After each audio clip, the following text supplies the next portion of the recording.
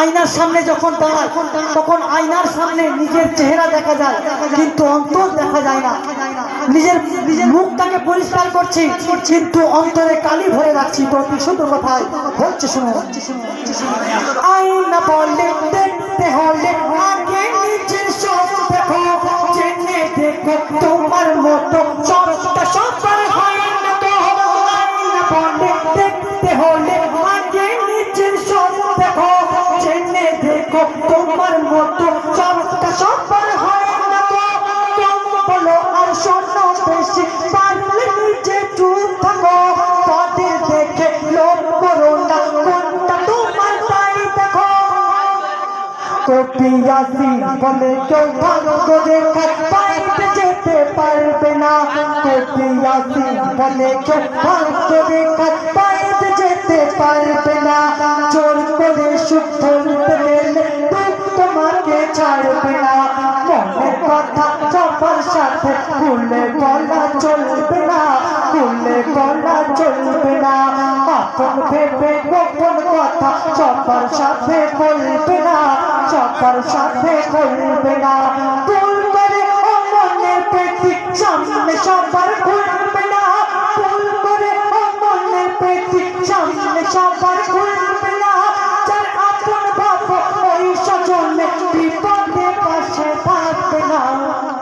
মনের কথা সবার সাথে খুলে বলা চলবে না, খুলে বলা চলবে না। শেষ কথা, আমি এখন জাকির ভাইকে মাইক্রোফোন হ্যান্ডওভার করে দেবো এবং অনুরোধ করবো জাকির ভাই একটা শায়রি বলবে। জাকির ভাই বলবে তো? ঠিক আছে, জাকির ভাই ওটা বলবে। তার আগে ভাইয়ের অনুরোধ বলছে, শুনুন।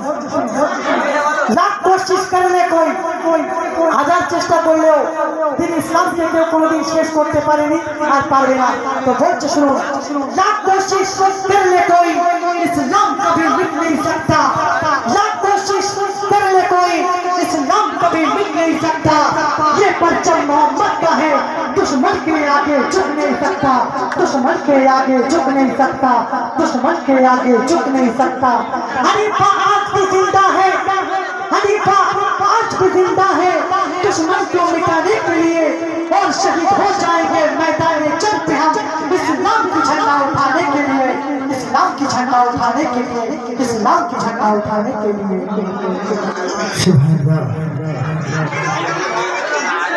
সবই শুনছো কিন্তু আওয়াজ আসছে না, তাই তো? শুধু শুনবে, শুনলে হবে? সঙ্গে সঙ্গে বলতে তো হবে। হ্যাঁ, বলতে হবে, বলো।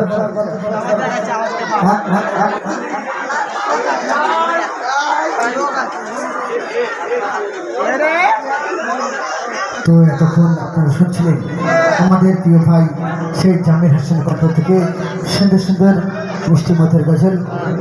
আবারও নিয়ে আসবো সে আপনাদের প্রিয় শিল্পী আপনাদের সামনে আবারও গজল পরিবেশন করতে আসবেন।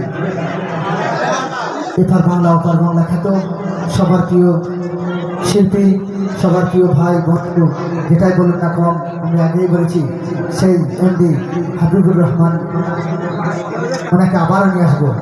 তো ঠিক সেই গ্যাস হচ্ছে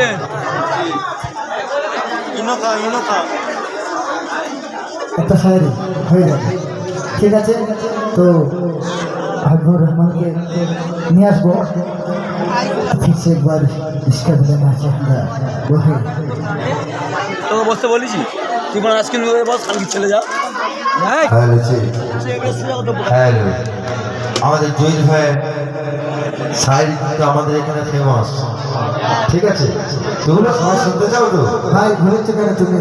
হ্যাঁ, ঠিক আছে, শায়রি